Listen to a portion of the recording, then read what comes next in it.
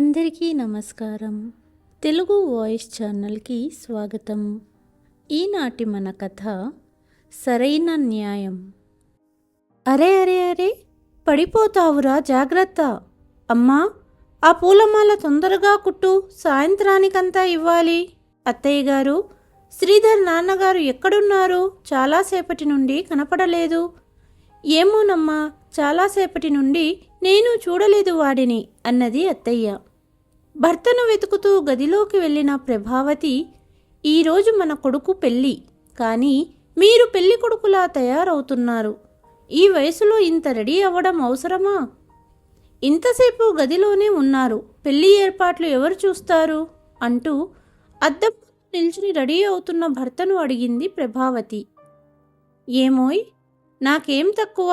నన్ను చూసి అందరూ శ్రీధర్కు అన్నయ్యలా ఉన్నావు అంటారు. ఒక పని చేయకూడదా? ఈరోజు నువ్వు కూడా మంచి బ్యూటీ పార్లర్కి వెళ్ళి రెడీ అవ్వు. మన అబ్బాయి పెళ్లిలో మనమిద్దరం స్పెషల్గా కనపడాలి కదా అన్నారు పార్థు గారు.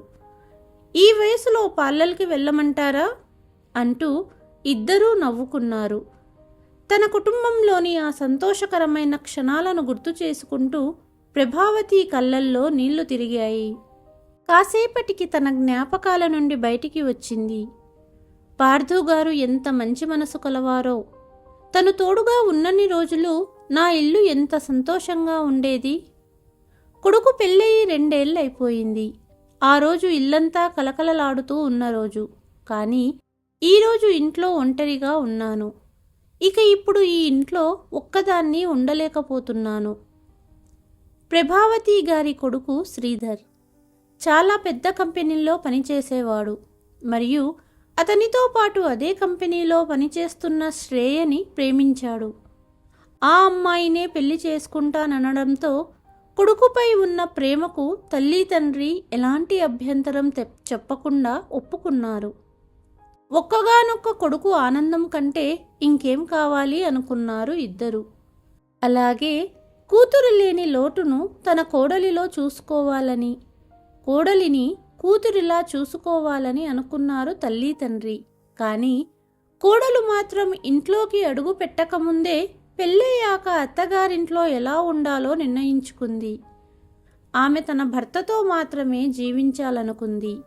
అత్తయ్య మామయ్యలతో కలిసి ఉండడం ఇష్టం లేదని, అలాగే పెళ్లి తర్వాత ఇంటి పనులు ఏవీ నేను చెయ్యను, అలాగే నా ఇష్టం వచ్చినట్టు నేను ఉంటాను అని శ్రీధర్తో ఒప్పందం చేయించుకున్న తర్వాతే పెళ్లికి ఒప్పుకుంది.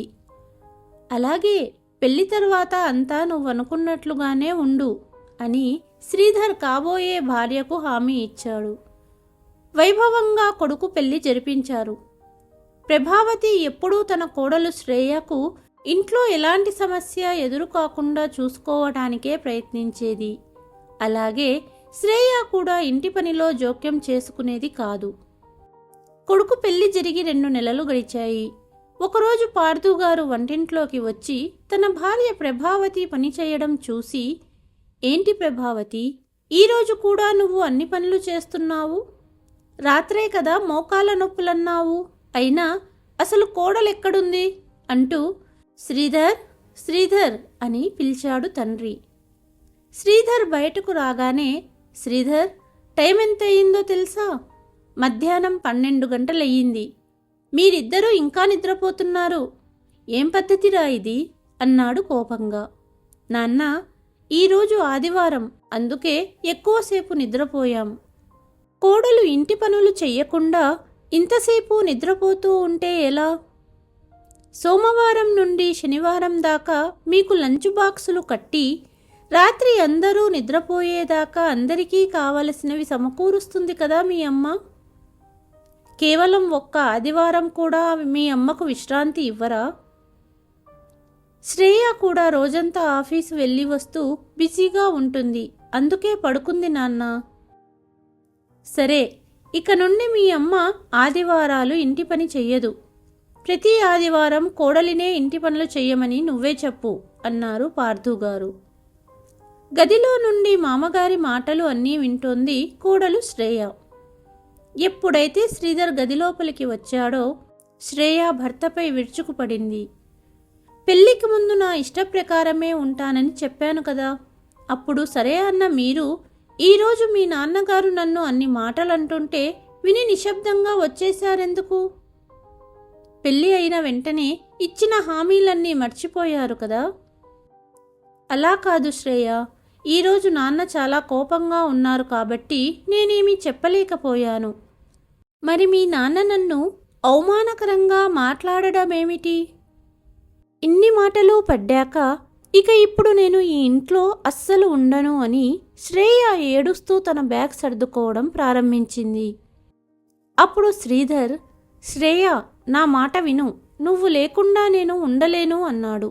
కానీ ఇక నేను ఈ ఇంట్లో ఉండలేను అంటూ విడిగా ఇల్లు తీసుకొని అక్కడ ఉందామని భర్తతో చెప్పింది.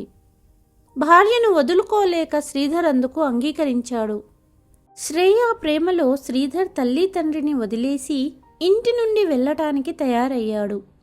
ఇక కొద్ది రోజుల్లోనే వేరే ఇంటిని కొని తల్లి తండ్రితో చెప్పాడు, అమ్మా నాన్న, ఇక నుండి నేను శ్రేయ విడిగా ఉంటామని. కొడుకు నోటి నుండి ఈ మాట విన్న తల్లి తండ్రికి షాక్ తగిలినట్లయింది. కొడుకును వేరే కాపురం పెట్టవద్దని తల్లి వేడుకుంది. ఇక నుంచి శ్రేయను ఎవరూ ఏమీ అనకుండా చూసుకుంటామని వేడుకుంది. విడిగా జీవించటంలోనే మా ఆనందం ఉందని అత్తగారితో కోడలు స్పష్టంగా చెప్పేసింది. అంతేకాకుండా మా జీవితాలను మేము మాకు నచ్చినట్టుగా బ్రతుకుతాము. ఈ ఇంట్లో అటువంటి వాతావరణం లేదు కాబట్టే వెళ్ళిపోతున్నాము. ఒక రకంగా చెప్పాలంటే మీ వల్లనే మేము వెళ్ళిపోతున్నాము అన్నది శ్రేయ. కొడుకు ఇల్లు వదిలి వెళ్ళిన తర్వాత ప్రభావతి చాలా బాధగా ఉండేది. కానీ ఆమె భర్త తనతో ఉన్నాడు కాబట్టి ఎలాగోలా తనను తాను కంట్రోల్ చేసుకుంది. రోజులు గడుస్తూ ఉన్నాయి. కొంతకాలం తర్వాత పార్థు గారికి గుండెపోటు రావటంతో మరణించారు. భర్త హఠాన్మరణంతో కుంగిపోయింది ప్రభావతి. కొడుకు కోడలు తండ్రి మరణించినప్పుడు వచ్చారు. తల్లిని ఒంటరిగా వదలలేక శ్రీధర్ తల్లితో ఉండాలనుకున్నాడు. కానీ శ్రేయ అందుకు ఒప్పుకోలేదు. ఇప్పుడు తన కొడుకు తనతో ఉంటాడని ప్రభావతి కూడా భావించింది. కానీ అమ్మా, నెల నెలా డబ్బు పంపించేస్తాను, ఏదైనా అవసరం ఉంటే ఫోన్ చెయ్యి అంటూ వెళ్ళిపోయాడు శ్రీధర్. అయిష్టంగానే భార్య చెప్పిందని తల్లి తండ్రి నుండి విడిపోయాడు. కానీ అటువైపు శ్రేయ తల్లి తండ్రి కూతురు ఇంట్లోనే ఉండిపోయారు. రోజులు గడుస్తూ ఉన్నాయి. శ్రీధర్ తండ్రి అయ్యాడు. శ్రేయ మగబిడ్డకు జన్మనిచ్చింది. మనవడు పుట్టగానే శ్రీధర్ తన తల్లికి ఫోన్ చేసి చెప్పాడు. ఇది విన్న ప్రభావతి తన మనవడిని చూడటానికి వెంటనే ఆసుపత్రికి వెళ్ళింది. శ్రేయ తల్లి అప్పటికే చిన్నపిల్లవాడిని తన ఒడిలో ఎత్తుకొని అక్కడ కూర్చొని ఉంది. ఆవిడని చూసి ప్రభావతి కాస్త ఇబ్బందిగా ఫీల్ అయ్యింది. కానీ కనీసం తన కొడుకైనా తనకు ఫోన్ చేసి విషయం చెప్పినందుకు సంతోషపడింది. అమ్మా, నువ్వు ఎప్పుడు వచ్చావు అంటూ తల్లిని పలకరించాడు శ్రీధర్. నువ్వు శుభవార్త చెప్పావు కదా, మనవడిని తొందరగా చూడాలని వచ్చేశాను అన్నది తల్లి. ఇక ఇప్పటి నుండి నా మనవడిని నేనే చూసుకుంటాను అంటూ వియ్యంకురాలి వడిలో నిద్రపోతున్న మనవడిని ఎత్తుకోవటానికి చెయ్యి చాచింది. అరే, ఇప్పుడే నిద్రపోయాడు, ఇప్పటికి ఉయ్యాలలో నిద్రపుచ్చుతాను, నిద్ర నుండి లేచాక ఎత్తుకోండి మనవడిని అంటూ బాబుని ఉయ్యాలలో పడుకోబెట్టేసింది వియ్యపురాలు. ఎంతో ప్రేమగా మనవడిని ఎత్తుకోవాలనుకున్నాను అనుకుంటూ నిద్రపోతున్న మనవడిని కాసేపు చూస్తూ ఉండిపోయింది. మనవడికి దిష్టి పెట్టకండి అన్నది వియ్యపురాలు. అంతలో కొడుకు, అమ్మా, నిన్ను ఇంటి వద్ద దింపుతాను పదా, నేను అటువైపే వెళ్తున్నాను అన్నాడు. అరే శ్రీధర్, నేను హాస్పిటల్లోనే ఉండి మనవడి బాగోగులు చూసుకుంటాను అన్నది తల్లి. అప్పుడే కోడలు శ్రేయ చెప్పింది, నా కొడుకు బాగోగులు చూసుకోవటానికి మా అమ్మ ఇక్కడే ఉంది. అనవసరంగా గదిలో ఎక్కువ మంది ఉండకండి. కోడలు మాటలు వింటూనే అత్తగారికి కళ్ళల్లో నీళ్లు తిరిగాయి.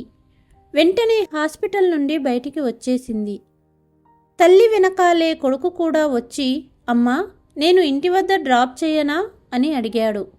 లేదులే శ్రీధర్, ఒక్కదాన్నే వచ్చాను కదా, ఒక్కదాన్నే వెళ్ళగలను అంటూ ఇంటికి వెళ్ళిపోయింది. కోడలి మాటలు గుర్తుకు వచ్చి చాలా బాధపడింది ప్రభావతి. మనవడు గుర్తుకు వచ్చినప్పుడంతా కొడుకు చిన్నప్పటి ఫోటోను చూస్తూ సంతోషపడేది. రోజులు గడుస్తూ మనవడికి సంవత్సరం దాటింది. తండ్రి మరణించాక అప్పుడప్పుడు ఇంటికి వచ్చి తల్లిని పలకరించేవాడు శ్రీధర్. కానీ కొడుకు పుట్టాక తల్లిని చూడటానికి రావడమే మర్చిపోయాడు. చాలా రోజుల నుండి ఫోన్ చెయ్యలేదని కొడుకుతో మాట్లాడాలనిపించి ఒకసారి కొడుకుని ఇంటికి పిలుద్దామనుకుంది. కానీ ఇంతకుముందు ఒకసారి ఇలాగే కొడుకుకు ఫోన్ చేస్తే శ్రేయ ఫోన్ లిఫ్ట్ చేసి, అత్తయ్య, మీకు నెల నెలా డబ్బు పంపుతున్నాడు కదా మీ కొడుకు, ఇలా ఫోన్లు చేస్తూ ఇబ్బంది పెట్టకండి అని ఫోన్ పెట్టేసింది. అప్పటి నుండి కొడుకుకు ఫోన్ చేయాలనిపించట్లేదు తల్లికి. ఒకనాడు, ఆంటీ ఏం చేస్తున్నారు అంటూ ప్రభావతి ఇంట్లో బాడుగకు ఉంటున్న మహిమ తన సంవత్సరం కొడుకును తీసుకుని ఇంట్లోకి వచ్చింది. భర్త మరణించిన తరువాత మొదటి అంతస్తులోని ఇంటిని బాడుగకు ఇచ్చింది ప్రభావతి. మహిమకు కూడా ప్రభావతి గారు ఒంటరిగా ఉండటానికి కారణం తెలుసు. అందుకే తన పని అంతా అయిన తరువాత ప్రతిరోజు కాసేపు ప్రభావతితో మాట్లాడేది మహిమ. ఇంటి లోపలికి రాగానే మహిమ కొడుకు ప్రభావతి గారి వద్దకు పరిగెత్తుకు వచ్చాడు. తన మనవడు కూడా ఇలాగే పరిగెత్తుతుంటాడని మనసులో అనుకొని సొంత మనవడిని చూసుకునే ప్రాప్తం లేదు అనుకుంటూ కళ్ళల్లో నీళ్లు తిరిగాయి ప్రభావతి గారికి. ఆంటీ, మీరు మళ్ళీ బాధపడుతున్నారా? ఇలా అయితే ఎలా ఆంటీ? రిలేషన్స్ అనేవి చాలా ఇంపార్టెంట్, కానీ ఎప్పుడూ జరిగిపోయిన దాని గురించి ఆలోచించి బాధపడుతూ ఉంటే ఎలా? నువ్వు చెప్పేది నిజమే మహిమ, కానీ మనసు ఊరుకోదు కదా. ఆంటీ, ఒక సలహా చెప్పనా? మీరు మిమ్మల్ని మీరు బిజీ చేసుకోండి, ఏదైనా నచ్చిన పనిని చెయ్యండి. ఈ వయసులో నేనేమి చెయ్యగలనమ్మా అన్నది ప్రభావతి. సరే కానీ ఒక్క మాట చెప్పండి, ఈ చుట్టుపక్కల్లో ఎక్కడైనా డే కేర్ ఉందా? నేను ఉద్యోగానికి వెళుతూ సోనూను వదిలి వెళ్ళటానికి వెతుకుతున్నాను. అదేంటంటే ఆంటీ, ఇప్పుడు సోనూకు సంవత్సరం దాటింది కదా, అందుకే మళ్ళీ ఉద్యోగంలో చేరాలనుకుంటున్నాను. సోనూను ఒక్కడిని వదిలి వెళ్ళలేను కదా, అందుకే. అయ్యో మహిమ, ఇందులో అంత ఆలోచించాల్సిన అవసరం ఏముంది? సోనూని నా వద్ద వదిలి వెళ్ళొచ్చు కదా. నాకు కూడా చిన్నపిల్లలతో సమయం గడపడం అంటే ఇష్టం మహిమ అన్నది ప్రభావతి. ఆంటీ, అలా అయితే మీరు ఇంట్లోనే డే కేర్ మొదలు పెట్టొచ్చు కదా, మీకు కూడా కాస్త మనసుకు బాగుంటుంది, మనసును బాధ పెట్టే ఆలోచనలు కూడా తగ్గుతాయి అన్నది మహిమ. మహిమ మాటలు విన్న ప్రభావతికి కూడా మహిమ చెప్పేది కరెక్టే కదా అనుకొని, మహిమ, దీని గురించి నేనెప్పుడూ ఆలోచించనే లేదు, కానీ ఏమైందాంటీ? ఈ వయసులో ఇవన్నీ అంటుండగా, ఆంటీ, వయసు కేవలం ఒక సంఖ్య మాత్రమే. మీరు అటువంటి ఆలోచనలు మాని డే కేర్ మొదలు పెట్టండి అన్నది. అటు శ్రీధర్ కొడుకు కూడా పెద్దవాడయ్యాడు. ఒకనాడు ఆఫీసులో శ్రీధర్ స్నేహితుడు తన తల్లి తండ్రి 50వ యానివర్సరీ జరుపుతున్నాడని పార్టీకి పిలిచాడు. శ్రీధర్ శ్రేయ పార్టీకి వెళుతూ కొడుకును అమ్మమ్మ వద్ద వదిలి వెళ్లారు. పార్టీలో తన స్నేహితుడు తల్లి తండ్రికి చేస్తున్న సేవ శ్రీధర్ను ఆలోచింపచేసింది. ఈ వయసులో అమ్మను ఒంటరిగా వదిలాను, కానీ ఏమి చెయ్యగలను? శ్రేయ మాట వినట్లేదు అనుకుంటూ ఇంటికి తిరిగి వచ్చాక కూడా రాత్రంతా నిద్రపోలేదు. మరుసటి ఉదయం శ్రేయ నిద్రలేవగానే, శ్రేయ, ఇప్పుడు బిట్టు పుట్టి సంవత్సరం అవుతుంది, ఇక పెద్దవాడయ్యాడు కాబట్టి నువ్వు కూడా ఉద్యోగం చేస్తే బావుంటుంది. నువ్వు చూస్తూనే ఉన్నావు కదా, ఇంట్లో సంపాదించేది నేనొక్కడినే, కానీ తినేవాళ్ళు ఇంతమంది ఉన్నారు. ఇలా ఉంటే ఇల్లు ఎలా గడుస్తుంది? శ్రీధర్, ఖర్చు ఎక్కువ అవుతుంది అనుకుంటే మీ అమ్మకు డబ్బు పంపడం మానేయ్. ప్రతి నెల ఆవిడకు డబ్బు పంపుతున్నారు. ఆవిడ ఒక్కరే కదా, అంత ఖర్చు ఏముంటుంది? 3 నెలలకు ఒకసారి పంపండి, సరిపోతుంది అన్నది శ్రేయ. వా, ఎంత బాగా చెప్పావు. నిన్ను పెళ్లి చేసుకున్నందుకు నీ ఖర్చు భరించాలి, అలాగే నీ తల్లి తండ్రిని నేనే పోషించాలా? కానీ నా కన్న తల్లికి పంపే డబ్బు కూడా ఇక నుండి పంపకుండా ఆపేసేయాలా? భర్త నోటి నుండి తల్లి తండ్రి గురించి ఇలాంటి మాటలు విన్న శ్రేయ కోపంగా, చెప్పదలుచుకున్నదేదో సూటిగా చెప్పండి. నా తల్లి తండ్రి మీకు బరువయ్యారా? నేనలా అనలేదే. అయినా కూతురు ఇంట్లో ఇంకా ఎన్నాళ్ళు ఉంటారు వాళ్ళు? వాళ్ళు కూడా ఆలోచిస్తే బాగుంటుంది అంటున్నాను. అయినా మనకు కూడా మన జీవితం అనేది ఉంది కదా అన్నాడు శ్రీధర్. అల్లుడి మాటలు శ్రేయ తల్లి తండ్రి కూడా వింటున్నారు. సరే అయితే నేను ఉద్యోగం చేస్తాను, కానీ నా తల్లిదండ్రులు ఇక్కడి నుండి ఎక్కడికి వెళ్ళరు. వాళ్లకు నేను తప్ప ఇంకెవరు ఉన్నారు? ఉదయం చాలాసేపు ఇద్దరి మధ్య వాదన జరిగిన తర్వాత శ్రీధర్ ఏమీ తినకుండా ఆఫీస్ వెళ్ళిపోయాడు. ఆఫీసులో కూడా శ్రీధర్ పని చెయ్యలేకపోయాడు. లంచ్ టైం అయ్యింది. అందరూ కలిసి కూర్చుని భోజనాలు చేస్తున్నారు, కానీ శ్రీధర్ ఒంటరిగా కూర్చున్నాడు. శ్రీధర్ పరిస్థితి చూసి స్నేహితుడు దగ్గరగా వచ్చి, ఏమయ్యింది శ్రీధర్, ఈరోజు భోజనం తీసుకురాలేదా? నేను నీతో ఒక ముఖ్యమైన విషయం మాట్లాడాలి వరుణ్. నేను మీ ఇంటికి పార్టీకి వచ్చినప్పుడు నువ్వు నీ తల్లిదండ్రులకు సేవ చేస్తున్నది నేను గమనించాను. అలాగే మీ ఆవిడ వారికి భోజనం అందివ్వడం నుండి వారి మందుల వరకు అన్ని విషయాలలో పూర్తి జాగ్రత్తలు తీసుకుంటోంది. అందరూ తమ తల్లిదండ్రులను మర్చిపోయి తమ తమ జీవితాలలో బిజీ అయ్యారు. కానీ మీరు మీ తల్లిదండ్రులు, బంధువులు మరియు స్నేహితులతో కలిసి పార్టీని ఇంట్లో జరుపుకున్నారు. నిజం చెప్పాలంటే నేను మీ ఇంటి నుండి తిరిగి వచ్చినప్పటి నుండి నా భార్యకు మాట ఇచ్చినందుకు అమ్మను నాన్నను వదిలి ఇంటి నుండి బయటికి వచ్చేశాను. నేను చేసిన పనికి సిగ్గుపడుతున్నాను. నాన్న మరణించాక అమ్మను చేరదీయలేకపోయాను. విచిత్రం ఏంటంటే కన్న తల్లిని చేరదీయలేదు, కానీ నా అత్తా మామ తమ కొడుకును వదిలి నా ఇంట్లోనే ఉంటున్నారు. అవునా? మీ ఆవిడతో మాట్లాడి చూడు అన్నాడు స్నేహితుడు. నేను చాలా సముదాయించడానికి ప్రయత్నించాను, కానీ నా తల్లి తండ్రి నుండి విడిగా ఉండాలనే భూతం తన తల మీదనే ఉంది. ఇక ఎంత చెప్పినా వినట్లేదు. నాకు తెలిసిందేంటంటే దీనికంతటికీ కారణం శ్రేయ అమ్మ నాన్న.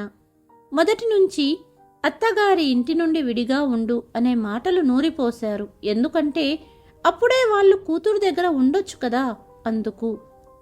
అదీ కాకుండా మా అత్తయ్య మామగారికి కొడుకు కోడలుతో ఎప్పుడూ గొడవలే, అందుకే వచ్చి నా తల మీద కూర్చున్నారు.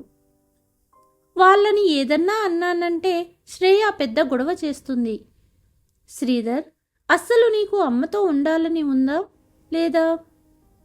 నిజం చెప్పాలంటే ప్రతి క్షణం ఒంటరిగా అమ్మను ఎలా వదిలేశానా అని బాధపడుతుంటాను. ఒకవేళ శ్రేయతో పోట్లాడి అమ్మను తీసుకొచ్చినా వీళ్ళు అమ్మతో ఇంటి పనంతా చేయిస్తారు. నా కొడుకు పుట్టినప్పుడు హాస్పిటల్లో నా భార్య అత్తయ్య అమ్మ పట్ల వ్యవహరించిన తీరు అస్సలు నచ్చలేదు. అందుకే అమ్మను ఇంటికి వెళ్ళిపోమన్నాను. అప్పటి నుండి అమ్మను చూడాలంటేనే నాపై నాకే సిగ్గుగా ఉంది. నా భార్య కోసం ఎన్ని చేశాను, కానీ తను ఎప్పుడూ నేను సంతోషంగా ఉండటానికి ఏమి చెయ్యాలో ఆలోచించనే లేదు. లేదు శ్రీధర్, తప్పంతా నీదే. ఇలా ఎన్ని రోజులు నీ భార్య చెప్పు చేతుల్లో నడుస్తావు? సరైన సమయం కోసం ఎదురు చూస్తూ చూస్తూ సమయమే అయిపోతుంది కదా. పరిస్థితి నువ్వే మార్చాలి. నా మాట విను. ఇప్పుడే వెళ్ళి అమ్మను కలువు. ఆంటీ కూడా నిన్ను చూడాలని తహతహలాడుతుంటుంది. అమ్మ మనసు కదా, నిన్ను చూడగానే అన్నీ మర్చిపోయి దగ్గరికి తీసుకుంటుంది శ్రీధర్. శ్రీధర్ తన స్నేహితుడి మాటలు విన్న తరువాత ఆఫీస్ నుండి సెలవు తీసుకున్నాడు. వెంటనే అమ్మను కలవడానికి వెళ్ళాడు. కానీ ఇంటి బయటికి చేరుకోగానే తండ్రి గుర్తుకు వచ్చాడు. ఈరోజు తన వల్లే పరిస్థితి చెయ్యి దాటిపోయిందని బాధపడ్డాడు. కన్నీళ్లతో ఇంట్లోకి ప్రవేశించి చూసేసరికి తన తల్లి చిన్నపిల్లల దగ్గర కూర్చుని వాళ్లతో ప్రేమగా మాట్లాడుతోంది. ఈ దృశ్యం చూడగానే శ్రీధర్కు తన చిన్ననాటి జ్ఞాపకాలు గుర్తుకు వచ్చాయి.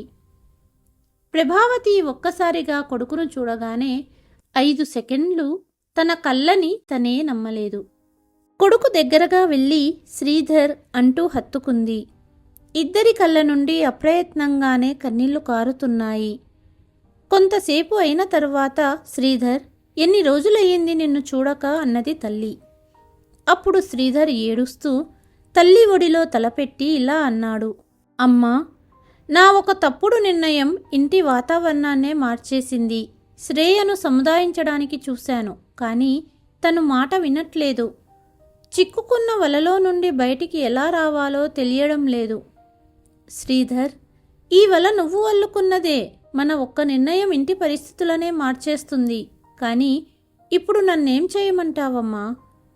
శ్రీధర్, ఆలోచించి నిర్ణయం తీసుకో. దీనివలన మీ భార్యాభర్త సంబంధం చెడిపోకుండా చూసుకో. మెల్లమెల్లగా శ్రేయకు తన బాధ్యతలు తెలియచెయ్యి. నా పెంపకంపై నాకు పూర్తి నమ్మకం ఉంది.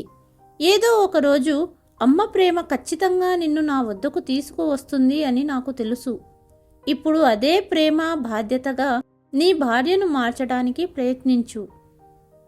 నువ్వు చెప్పినట్లే చేస్తానమ్మా.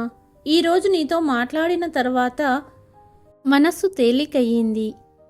అమ్మా, ఈ పిల్లలెవరు? ఒంటరిగా ఉన్నా కదా, కాబట్టి ఇంట్లో డే కేర్ తెరిచాను. కేవలం ఇప్పటికీ 2 పిల్లలు వస్తున్నారు. నిజం చెప్పాలంటే వీళ్లను చూస్తూ ఉంటే సమయం ఎలా గడిచిపోతుందో అస్సలు తెలియట్లేదు. అవునా అమ్మా? అయితే ఇంటి బయట ఒక బోర్డు పెట్టిస్తాను. పిల్లల కోసం బొమ్మలు, ఇంకా వాళ్లకు కావాల్సిన వస్తువులు కూడా సమకూర్చుతాను అంటూ శ్రీధర్ అన్ని ఏర్పాట్లు చేశాడు. ఇక ఆ రోజు సాయంత్రం దాకా తల్లితోనే గడిపాడు. రాత్రికి ఇంటికి చేరుకున్నాడు శ్రీధర్. ఇంటికి చేరుకుని చూసేసరికి శ్రేయ కోపంగా కూర్చొని ఉంది. కొడుకు బిట్టు ఆడుకుంటున్నాడు. ఇంట్లో ఎవరితోనూ మాట్లాడకుండా శ్రీధర్ తన కొడుకుని ఎత్తుకుని గదికి వెళ్తుండగా శ్రేయ కోపంగా చెప్పింది, మీరు చెప్పారని బాస్కి ఫోన్ చేశాను. నేను సోమవారం నుండి ఆఫీస్కు వస్తాను. కానీ శ్రీధర్, నువ్వు మా అమ్మా నాన్నల గురించి అలా మాట్లాడకుండా ఉండాల్సింది. సారీ శ్రేయ, ఖర్చులు పెరగడం వల్ల, బడ్జెట్ ప్రాబ్లం అవ్వడం వల్ల నేను ఏదో అన్నానులే.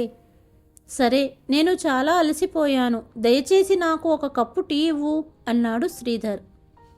శ్రేయ భర్త కోసం టీ పెట్టడానికి వంటగదిలోకి వెళ్ళింది. అంతలో ఆమె తల్లిదండ్రులు, అల్లుడుగారు, మా కొడుకు కోడలు బాగుంటే మేము వచ్చి మీ ఇంట్లో ఉండేవాళ్ళం కాదు. మమ్మల్ని కోడలు ఇంట్లో ఉండనివ్వలేదు, అందుకే ఇక్కడికి వచ్చాము అన్నది అత్తయ్య. అప్పుడు అత్తయ్య, మీరు చాలా అదృష్టవంతులు. కొడుకు చూసుకోకపోయినా మిమ్మల్ని చూసుకోవటానికి కూతురు ఉంది. కానీ నేను ఒక్కగానొక్క కొడుకును. నా తల్లి గురించి ఆలోచించండి. భార్య పట్టుపట్టడం వల్ల తల్లి నుండి విడిపోయాను. నాకు చెల్లి కూడా ఉంటే బాగుండేది. మా అమ్మను చూసుకునేది కదా. శ్రేయ, టీ గదిలోకి తీసుకురా. నాకు ఆకలిగా లేదు. నా కోసం ఏమీ వండకు. ఇలా చెబుతూ తన గదికి వెళ్ళిపోయాడు శ్రీధర్. ఇది విని శ్రేయ తల్లిదండ్రులు ఆశ్చర్యపోయారు. మరుసటి రోజు ఉదయం శ్రీధర్ ఆఫీస్కు వెళ్ళిన తర్వాత శ్రేయ తల్లిదండ్రులు తాము ఇక్కడ ఉండబోమని, ఈరోజే తమ ఇంటికి వెళ్తామని చెప్పారు. తండ్రి మాటలు విని, నాన్న, నేను మిమ్మల్ని వెళ్ళనివ్వను. అన్నయ్య భార్య మాటలనే వింటాడు. మీరు కోడలితో మాటలు పడడం అవసరమా? అప్పుడు శ్రేయ తండ్రి, గొడవలు ఏ ఇంట్లో ఉండవమ్మా. అయినా మీ వదిన మీ అమ్మ చెప్పినంత చెడ్డది కాదులే. అసలు మీ అమ్మ ముందు మీ వదిన నోరు కూడా ఎత్తదు. మీ వదిన ఒక్క మాట మాట్లాడదు. కానీ నాన్న, నేను ఉద్యోగానికి వెళితే పుట్టుని ఎవరు చూసుకుంటారు? అది మీ సమస్య, మీరే పరిష్కరించుకోండి అన్నది తల్లి. మేము ఇక్కడ ఉండడం కరెక్ట్ కాదు, మమ్మల్ని వెళ్ళనివ్వు అంటూ శ్రేయ తల్లి తండ్రి వెళ్ళిపోయారు. మరుసటి సోమవారం నుండి శ్రేయ ఉద్యోగానికి వెళ్ళడం మొదలుపెట్టింది. ఉద్యోగానికి వెళుతూ కొడుకును తల్లి వద్ద వదిలేది. కానీ తల్లి తండ్రి ఇల్లు చాలా దూరం అవ్వటం కారణంగా ప్రతిరోజు బిట్టును అక్కడ వదలడం, తిరిగి తీసుకురావడం ఇబ్బందిగా మారింది. అందుకే తల్లి వద్ద వదిలేసింది కొడుకును. ఇక 2 రోజులు సెలవులు వచ్చాయని బిట్టు గుర్తుకు వస్తున్నాడు కాబట్టి కొడుకును తీసుకువద్దామని భర్తతో చెప్పింది. అప్పుడు శ్రీధర్, అరే ఉండనివ్వు, పెద్దయ్యాక ఎలాగూ మనల్ని వదిలి వెళ్లాల్సిందే కదా అన్నాడు శ్రీధర్. అందుకే ఇప్పటి నుండి మనసు గట్టి చేసుకో, లేదంటే నా తల్లిలాగే ఏడుస్తూ కూర్చోవలసి వస్తుంది. భర్త మాటలకు శ్రేయకు భవిష్యత్తు కనిపిస్తోంది. తిరిగి ఉద్యోగానికి వెళ్లాల్సిన సమయం వచ్చింది. బిట్టుని వదిలి శ్రేయ ఉండలేకపోతుంది. అందుకే శ్రీధర్తో, వింటున్నారా, మీ అమ్మగారు బిట్టును చూసుకోగలరా అని అడిగింది. శ్రీధర్ తన చెవులని తనే నమ్మలేకపోయాడు. ఏమన్నావు అని అడిగాడు.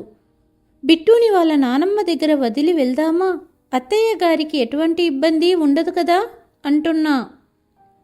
శ్రేయ, అమ్మ డేకేర్ నడుపుతుంది తెలుసా, అయినా బిట్టును చూసుకోమని అడిగితే అమ్మ చాలా సంతోషిస్తుంది అన్నాడు శ్రీధర్. అత్తయ్య ఇల్లు దగ్గరే ఉంది కాబట్టి బిట్టుని ప్రతిరోజు ఉదయం దింపి సాయంత్రానికి తీసుకురావచ్చు. సరే అంటూ శ్రీధర్ తల్లికి ఫోన్ చేశాడు. ఇది కూడా అడిగే విషయమా, తప్పకుండా నా దగ్గర మనవడిని వదలమన్నది. మరుసటి రోజు మనవడిని చూడాలని ప్రభావతి చాలా సంతోషంగా ఉంది. ఉదయమే బయట కార్ హారన్ మోగడంతో సంతోషంగా బయటికి వచ్చింది. ఎదురుగా శ్రీధర్, తీసుకో అమ్మా నీ మనవడిని అంటూ తల్లికి కొడుకును అప్పగించాడు. కొద్ది రోజుల్లోనే బిట్టు నానమ్మకు అలవాటు పడ్డాడు. నానమ్మ దగ్గర నుంచి మంచి మాటలు నేర్చుకున్నాడు. తల్లి కంటే నానమ్మ వద్ద ఉండడానికే ఇష్టపడేవాడు బిట్టు. ఒకనాడు శ్రీధర్కు ఆఫీస్ పని మీద కొద్ది రోజులు వేరే చోటుకు వెళ్ళవలసి వచ్చింది. ఇక బిట్టుని అత్తయ్య వద్ద ఎవరు దింపుతారు అని అడిగింది శ్రేయ. శ్రేయ, వారం పాటు నువ్వే వెళ్ళి అమ్మ దగ్గర ఉండు. నువ్వు రోజు ఆఫీస్ వెళ్ళి వస్తూ ఉండు. బిట్టుని అమ్మ దగ్గర వదిలేసి వెళ్ళు అన్నాడు శ్రీధర్.